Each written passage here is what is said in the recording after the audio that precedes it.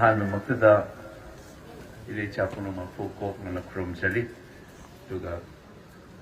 kunsigi tinbiliba halaman imai bel chilnaw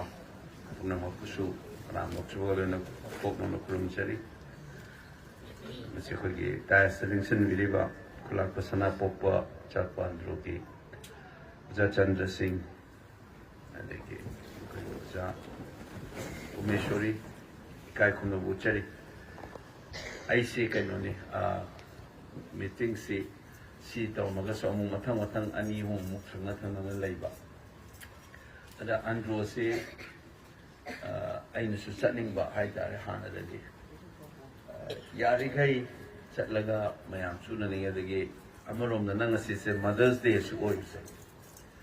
ada mioi bu mugi punsida ima ai bisiki ro sikari no se ai uji phobo puning bi kita dusi sana pada imalai daga lay angang upai biu imalai jagana lay angu upai hai de swai law na kai da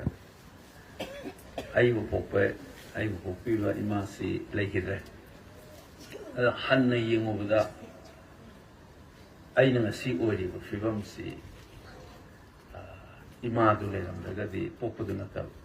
po om du kheta na ta imaduna akhoi imung ai chinanao imung manung sagai na te de mana loramba mo ahna moina loramba imawa na loram man loramba si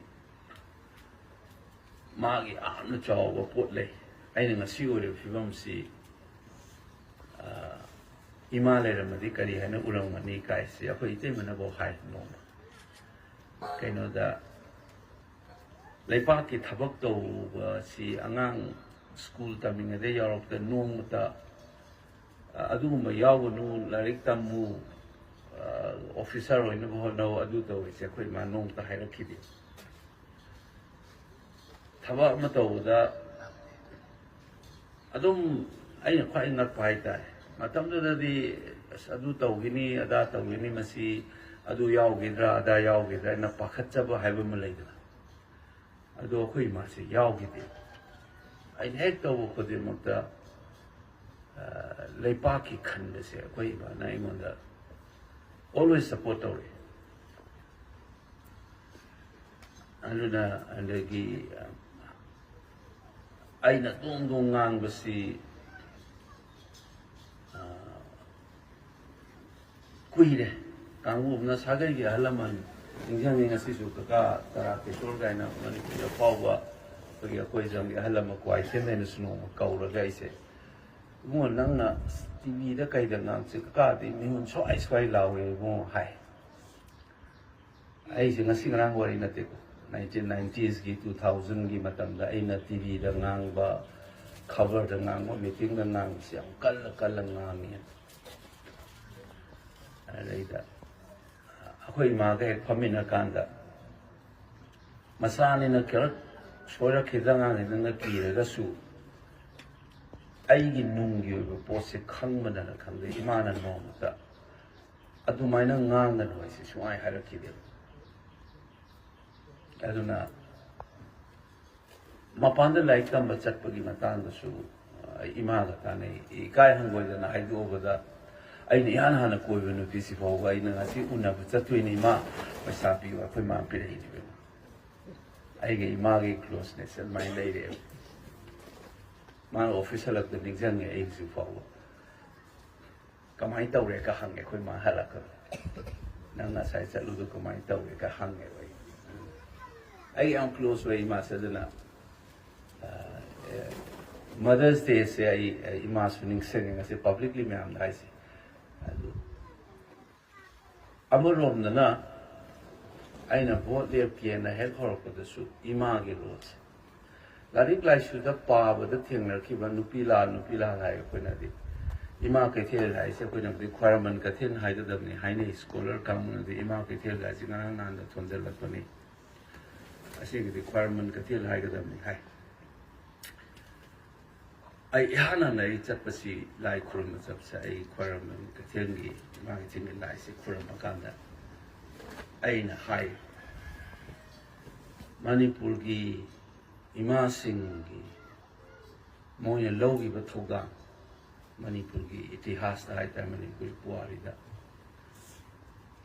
ꯃꯗꯨꯒꯤ ꯁ꯭ꯄꯤꯔꯤꯠꯇꯨ ꯂꯩꯔꯒꯗꯤ ꯏꯃꯥ ꯍꯟꯗꯛ ꯑꯩꯅ ꯆꯠꯂꯛꯏꯁꯤ ꯅꯣꯏꯅ ꯇꯧꯈꯤꯕ ꯑꯗꯨꯃꯥꯏꯅ ꯃꯗꯨꯒꯤ ꯅꯤꯡꯍꯟꯅꯗꯕ ꯑꯀꯤꯕ ꯌꯥꯎꯗꯕ ꯑꯗꯨꯗ ꯅꯠꯇꯅ ꯅꯦꯆꯔꯤꯡ ꯑꯣꯏꯕ ꯏꯐꯨꯔꯨꯞ ꯏꯖꯥꯇꯤ ꯏꯔꯝꯗꯝꯁꯤꯕꯨ ꯀꯣꯟꯕ ꯉꯝꯕ ꯏꯁꯥꯒꯤ ꯑꯣꯏꯖꯕ ꯊꯥꯗꯣꯛꯑꯒ ꯃꯃꯥ ꯑꯃ ꯑꯣꯏꯕꯒꯤ ꯒꯨꯟꯗ ꯌꯥꯎꯔꯤꯕ ꯀꯣꯟꯁꯟꯕ ꯁꯦꯝꯒꯠ ꯁꯥꯒꯠꯄꯒꯤ ꯋꯥꯅ ꯃꯃꯥꯡ ꯊꯥꯕ ꯃꯁꯥꯒꯤ ꯑꯁꯣꯏ ꯑꯉꯥꯝꯗꯨꯅ ꯀꯣꯟꯅ ꯊꯝꯃꯒ ꯃꯆꯥ ꯀꯟꯅꯅꯕ ꯍꯣꯠꯅꯗꯨꯅ ꯏꯔꯝꯗꯝ ꯏꯔꯩꯄꯥꯛꯁꯤ ꯑꯃꯨꯛꯇꯗꯤ ꯃꯃꯥꯏ ꯆꯨꯝꯕ ꯉꯝꯖꯒꯦ ꯃꯅꯤꯡ ꯍꯟꯕ ꯉꯝꯖꯒꯦ ꯃꯃꯥꯏ ꯆꯨꯝꯕ ꯉꯝꯖꯒꯦ ꯏꯃꯥꯗꯨꯒꯤ ꯑꯣꯏꯅꯗ ꯄꯤꯕꯤꯌꯨꯅꯦ ꯂꯥꯏꯔꯦꯝꯕꯤꯗ ꯈꯨꯔꯝꯃꯤ ꯏꯃꯥꯁꯤꯡꯅ ꯍꯧꯈꯤꯕ ꯈ꯭ꯋꯥꯏꯔꯝꯕꯟꯗꯒꯤ ꯍꯧꯏ ꯍꯥꯏ ꯂꯥꯟꯗꯦ ꯑꯗꯨꯒ ꯆꯞ ꯃꯥꯟꯅꯅ ꯑꯩꯉꯣꯟꯗ ꯄꯤꯕꯤꯌꯨ ꯍꯥꯏ ꯑꯗꯨꯅ ꯔꯣꯜ ꯑꯣꯐ ꯃꯗꯔꯁꯦ ꯌꯨꯝ ꯄꯥꯜꯂ ꯃꯇꯨꯡꯗꯁꯨ ꯑꯩꯒꯤ ꯅꯨꯄꯤꯅ ꯂꯧꯔꯤꯕ ꯔꯣꯜ ꯑꯩꯒꯤ ꯏꯆꯥꯒ ꯂꯩꯅꯔꯤꯕ ꯃꯔꯤꯁꯦ ꯌꯨꯝꯒꯪ ꯀꯜꯂꯛꯄꯁꯨ ꯌꯥꯎꯔꯤ ꯑꯩꯅ ꯃꯥꯒ ꯂꯩꯅꯕ ꯃꯔꯤꯁꯤꯒ ꯑꯩꯒ ꯂꯩꯅꯕ ꯃꯔꯤꯁꯤꯒ ꯃꯥꯒꯤ ꯀꯦꯌꯔ ꯈꯨꯂꯧ ꯂꯥꯛꯂꯧꯁꯦ ꯑꯗꯨꯅ ꯃꯗꯨꯒꯤ ꯂꯩꯔꯛꯏꯕ ꯑꯩꯈꯣꯏꯒꯤ ꯃꯤꯑꯣꯏꯕ ꯃꯣꯏꯅ ꯑꯣꯏꯕꯗ ꯑꯩꯅ ꯊꯦꯡꯅꯔꯤꯁꯦ ꯑꯩ ꯈꯛꯇ ꯑꯣꯏꯔꯝꯃꯣꯏ ꯍꯥꯏꯕꯁꯦ ꯑꯇꯣꯞꯄꯗꯁꯨ ꯄꯩꯒꯩ ꯎꯏꯌꯦꯕ ꯁꯨꯃꯥꯏꯅ ꯃꯃꯥꯁꯦ ꯁꯣꯛꯂꯛꯄ ꯅꯥꯔꯛꯄ ꯃꯇꯝꯗ ꯃꯤꯑꯣꯏꯕꯒꯤ ꯍꯧꯅꯁꯥꯅꯤ ꯅꯨꯄꯤ ꯑꯣꯏꯒꯦꯔꯥ ꯅꯨꯄꯥ ꯑꯣꯏꯒꯦꯔꯥ ꯑꯣ ꯄꯥꯕꯨꯡ ꯑꯩꯅ ꯁꯣꯟꯗꯕꯅꯤ ꯁꯣꯛꯂꯁꯨ ꯍꯣꯏ ꯏꯃꯥ ꯍꯦꯛꯇ ꯍꯥꯏꯕꯅꯤ ꯑꯗꯨꯅ ꯃꯗꯔꯁ ꯗꯦꯁꯤ ꯑꯗꯨꯒꯤ ꯐꯤꯂꯤꯡꯗꯨꯒ ꯆꯞ ꯃꯥꯟꯅꯩ ꯑꯩꯈꯣꯏꯅ ꯏꯃꯥ ꯂꯩꯄꯥꯛ ꯍꯥꯏꯁꯤꯁꯨ ꯃꯥꯒꯤ ꯃꯊꯥꯅꯨꯡꯗ ꯆꯥꯎꯕꯅꯤ ꯃꯥꯒꯤ ꯃꯊꯥꯅꯨꯡꯗ ꯄꯣꯛꯄꯅꯤ ꯃꯥꯅ ꯀꯣꯟꯕꯤꯔꯛꯄꯅꯤ ꯃꯄꯥꯟꯗ ꯂꯥꯏꯔꯤꯛ ꯇꯝꯃꯒꯁꯨ ꯑꯩꯒꯤ ꯍꯧꯔꯛꯐꯝ ꯑꯩꯉꯣꯟꯗ ꯌꯥꯎꯔꯤꯕ ꯑꯩꯒꯤ ꯁꯦꯟꯁ ꯑꯦꯟ ꯁꯦꯟꯁꯤꯕꯤꯂꯤꯇꯤ ꯍꯥꯏꯒꯗ꯭ꯔꯥ ꯑꯗꯨꯒꯤ ꯃꯔꯨ ꯍꯨꯜꯂꯛꯏꯗꯨꯗꯤ ꯂꯝꯗꯝꯁꯤꯒꯤ ꯍꯋꯥ ꯅꯨꯡꯁꯤꯠ ꯍꯥꯏꯒꯗ꯭ꯔꯥ ꯃꯥꯒꯤ ꯆꯠꯅꯕꯤ ꯃꯁꯤꯗ ꯇꯥꯈꯤꯕ ꯈꯣꯟꯖꯦꯜ ꯀꯨꯝꯍꯩ ꯍꯔꯥꯎꯒꯤ ꯃꯈꯣꯜ ꯑꯣꯏꯕ ꯌꯥꯏ ꯀꯥꯡꯁꯤꯒꯤ ꯃꯈꯣꯜ ꯑꯣꯏꯕ ꯌꯥꯏ ꯋꯥ ꯉꯥꯡꯕꯒꯤ ꯃꯈꯣꯜ ꯑꯣꯏꯕ ꯌꯥꯏ ꯑꯗꯨꯅ ꯁꯦꯝꯈꯤꯕ ꯃꯤꯑꯣꯏꯕ ꯑꯃ ꯑꯣꯏꯅ ꯑꯩꯒꯤ ꯑꯦꯇꯦꯆꯃꯦꯟ ꯍꯥꯏꯇꯥꯔꯦ ꯑꯩꯒꯤ ꯃꯗꯔꯂꯦꯟ ꯄꯣꯛꯅꯐꯝꯁꯦ ꯁꯤꯒꯗꯧꯕ ꯄꯨꯟꯁꯤ ꯉꯥꯛꯇꯅꯤ ꯃꯌꯥꯅꯦ ꯍꯥꯏꯅꯩ ꯄꯨꯟꯁꯤ ꯑꯁꯤ ꯑꯗꯨ ꯑꯣꯏꯔꯒꯁꯨ ꯑꯩꯅ ꯍꯤꯡꯂꯤꯕꯁꯤꯗꯗꯤ ꯁꯤ ꯔꯤꯌꯥꯂꯤꯇꯤ ꯃꯈꯜ ꯑꯃꯅꯤ ꯄꯣꯛꯅꯐꯝ ꯏꯔꯝꯗꯝ ꯍꯥꯏꯁꯦ ꯑꯗꯨꯅ ꯃꯗꯔ ꯗꯦꯁꯦ ꯅꯤꯡꯁꯤꯡꯕꯗ ꯑꯩꯅ ꯉꯁꯥꯏ ꯍꯥꯏꯖꯔꯤꯕ ꯃꯌꯥꯝ ꯄꯨꯝꯅꯃꯛꯁꯦ ꯑꯩꯈꯣই ꯊꯃꯣꯏꯗ ꯆꯦꯠꯅ ꯀꯣꯟꯁꯤꯜꯂꯒ ꯍꯧꯖꯤꯛ ꯑꯣꯏꯔꯤꯕ ꯐꯤꯕꯝꯁꯦ ꯑꯩꯈꯣই ꯃꯁꯤ ꯃꯗꯨꯒꯤ ꯂꯚ ꯐꯣꯔ ꯃꯗꯔ ꯑꯃꯔꯣꯝꯗ ꯏꯃꯥꯒꯤ ꯅꯨꯡꯁꯤꯕꯒꯤ ꯃꯗꯨꯒꯤ ꯊꯃꯣꯏꯅꯨꯡꯒꯤ ꯑꯣꯏꯕ ꯋꯥꯈꯜ ꯃꯗꯨꯒꯤ ꯄꯨꯛꯅꯤꯡꯗꯨꯒ ꯑꯃꯔꯣꯝꯗꯅ ꯑꯃꯨꯛ ꯏꯃꯥꯁꯤꯡꯒꯤ ꯃꯔꯤꯡꯖꯦꯜ ꯀꯣꯟꯁꯤꯟꯕꯤꯕ ꯁꯦꯝꯒꯠꯄꯤꯕ ꯉꯥꯛꯄꯤꯕꯒꯤ ꯑꯗꯨꯒꯤ ꯀꯔꯦꯛꯇꯔ ꯑꯅꯤꯃꯛꯇꯣ ꯑꯩꯈꯣꯏ ꯄꯨꯝꯅꯃꯛꯇ ꯂꯣꯏꯅ ꯌꯥꯎꯐꯝ ꯊꯣꯛꯑꯦꯅ ꯈꯜꯂꯤ ꯑꯩꯅ ꯈꯟꯖꯕ ꯑꯗꯨꯅ ꯃꯗꯔꯁ ꯗꯦ ꯍꯥꯏꯁꯤ ꯃꯥꯒꯤ ꯍꯧꯔꯛꯐꯝ ꯋꯦꯁꯇꯔꯟ ꯀꯜꯆꯔꯗꯒꯤ ꯑꯣꯏꯖꯔꯒꯁꯨ ꯌꯨꯅꯤꯚꯔꯁꯦꯜ ꯑꯣꯏꯕ ꯃꯥꯂꯦꯝ ꯄꯨꯝꯕꯗ ꯐꯥꯎꯒꯗꯕ ꯑꯗꯨꯒꯨꯝꯕ ꯏꯊꯤꯜ ꯑꯃꯅꯤ ꯑꯐꯥꯎꯕ ꯂꯥꯏꯔꯤꯛ ꯂꯩ ꯔꯁꯤꯌꯥꯒꯤ ꯑꯐꯥꯎꯕ ꯔꯥꯏꯇꯔ ꯃꯦꯛꯁꯤꯝ ꯒꯣꯔꯀꯤꯅ ꯏꯔꯝꯕ ꯃꯗꯔ ꯍꯥꯏꯅ ꯋꯥꯔꯤ ꯑꯃꯁꯨ ꯂꯩ ꯃꯔꯝꯗꯝ ꯀꯟꯅꯅꯕꯒꯤꯗꯃꯛꯇ ꯃꯆꯥꯅꯨꯄꯥꯗꯣ ꯍꯥꯠꯄ ꯉꯝꯃꯤ ꯃꯃꯥ ꯍꯥꯏꯁꯦ ꯃꯦꯛꯁꯤꯝ ꯒꯣꯔꯀꯤꯒꯤ ꯋꯥꯔꯤ ꯑꯐꯥꯎꯕ ꯑꯃ ꯂꯩꯕꯅꯤ ꯃꯗꯔ ꯍꯥꯏꯅ magi maram nam se kan no da macha ba ko sacrifice to ngam iram dam se manga do ra ga di icha si ga hatak ta manga do ra di icha so na hat na phai hai bagi adu magi gun chen bagi mother hai bagi concept Russia ge forward writer ne Maxim Gorky ki magi maming chatpa mother hai ba wari su yaw ana akoi no oi ni ba figam se masigi pungning masigi wakal lon che mothers day sa koi hamon and ning sing nam chan ani subdaina Andro dai gi something special oi bada ain sum pam ja bai ta re season bata koi gi mai te ye ba furup se kamaina holoki kamai ta wi hai ba gi ma gi different streams mayam je mata chakpa hai ba gi pot aduna nei nga sai la ku so online se dai si lo ga la em su kuram ningi chang jeru ki ke hai ana aikoi ki culture da Andro da leiri ba phayeng da leiri ba kangbu sing sigi achouba aikoi gi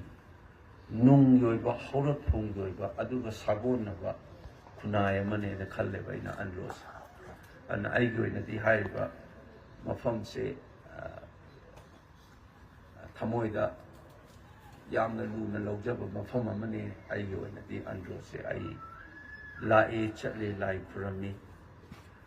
lai ka na thazaba mi se de English de koi gu ma mi se agnostic hai hang byang kali lai khurum khurum na nang bu lai ba za la ne kai incidentally I say church ka so attend to me mai sa Delhi University de lai ngai and again puna ta mi na so chatle thi bai tar Bhagavad Gita pa gani Bible pa gani se ai dum to ga le han de adu pun de so hang physics ki Big Bang Theory universe ki adagi biology da kan da yeng kan da creation ki wari ga se mayam su sum ai gi si ai na thena jo tu di wari ni ko pastor amalai author pico and man gi evaluate God and a new biology ga se na PhD to ring da biology so like that so am to chi ja gi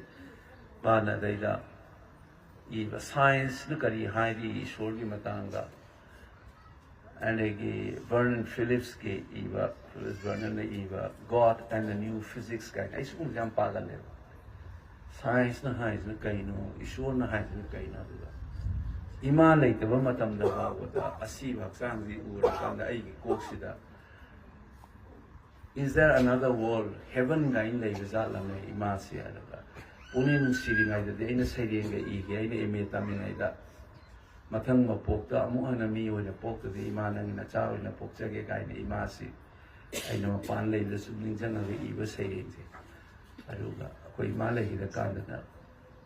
ai wa kan da chai o matam da ima ga sang de u ra ga ano ba atopa heaven ga na lai ba za la kai ai kan khal le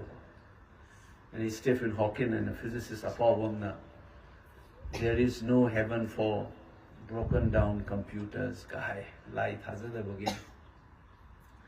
and again akai ba sina ba ya da computer ko mane koi se na heaven lai de adu mai nga ma compare koi ma lai te kan de khal le ma na ngang ge wali de ge mu science ki se kan na nai na ro kan na mu lai se lai tab cha la kai na pakhan na khan da ro kan da I cham cham na Bhagavad Gita da ga ye kan da ngang na po wa da na ai khang na na bo na ra kan nu nang I na tik na te ai khang ba se ka he hai bu ma man ai di almighty se pikhiba ko gi kok sin ka su pha ba na roi do ba reality mani creator is be kind khali adu chama na ye mo ma physics tam ye ngai ye kan da age of universe ka hai physics ki theory da light ki speed ta bok chala bo yo nga mo hai ne ko gi universe gi adu physics the multiple universe kind of khala is there ja ana kok se ur le ra kan ai na pop ta re se mioi ba mo na pu ga di Tungi punsi khangde horak phamju kadai ni no khangde fact is we are living today asi the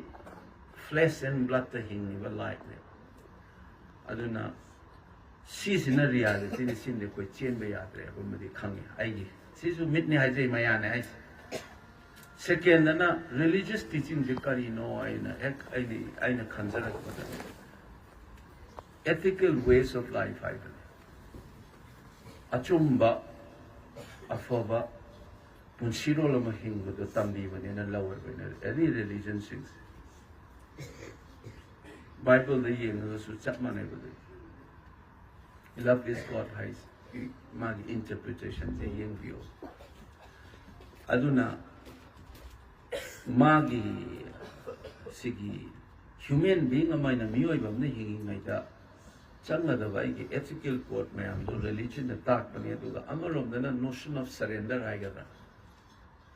akoi egos na wan manata that there is a greater force beyond us haitareko sungam de akoi pikhiba bodies na in si da kandori ba jaga se mache na gatane pithibhi chaure hai jung solar system jung de dot amakatani chaure ba solar system jung yong de dot ne kasu lai bu pol na te je very insignificant na fungat laga koi mangai ne miyoi bagi ego se sikitang madugi ahankar haidra madugi ego dugi wang malana chatna shanti leina peace amala na punsiro lama hinna ba pi ba adumba poktak ne na lauje bai anuna Ishwar ki machani Christ hai pangalamu messenger ni is not the son of God hai ko ai gi sum khanjab even Christ for me nasai ki manifestation of nature hai gera nataga almighty hai gera adu gi mangan yaw ba pithibhi sida wari yam na tai adu gi manunga Christ is one of them ai gi oina dekho sometimes when you are troubled you read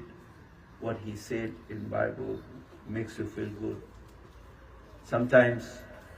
Bible doesn't have a guitar or Muslim pani. I call it traditional Meitei Paulo Pavadum confusion Laramadu clarity Nadum Bogi Mother gi oiba, Imagi oiba, Taibung Pal Pauna, Lunam culture Wang Malana Hindu Wigera, Christian Wigera, Malay ba Masigi Fruki wang malan ba ima haibagi magi idea musumagi gun adumain tawdana leiriba religions puna maksisu magi nasagi breke tugi wang malalaga universal oiba pot kharadi hairagate peaceful ethical way of life hingga ngamna ba aduma manga yawba pot ni na lojai aina aduna nasigi church na simbiraga Mother's Day pangthokpa Sigi Sarup Yaba Pamjaba Mina Haine programs in Amtil, let's have a politician, they do that with colleague Haineko. I get the Matauta, me Mangado, Shane Unaninga, David Chakan. I see Androgi, Kundi, my very children now. He's still no element in I book of where I could say I can see you Kauzero. Yang mengai ayat tu masih kisida untuk mayang thazabiri ba Ishwar su prasna to view iram damsi santi hanjalakna khana dagi hena nungai ba jahi cha kaya sikche thazalamba kaya ge thungatuna leiberam nam ge se akoi ngasi gi mi horo na thinari ba poche Ishwana koida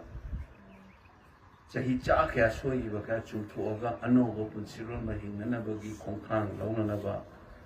tangkak tanja ama Ishwana pirakpani haina lauraga anogo Manipura masemna mi khongkhang thangba ngamba rorol akoi gi kangna oisi adugi pratana tawbiu ai sumyangi ngamba gai hona jage lai nate ai ge so asoi ba lakadi aduna asoi nga thokpina ba mayana su prayer tawbiu ai asi hare sai do sum tenjan jara Hiram Kodimota, Tama Kodimota, Ishona, Loyal Boishinu, Aduga, Lehori by Equinosus.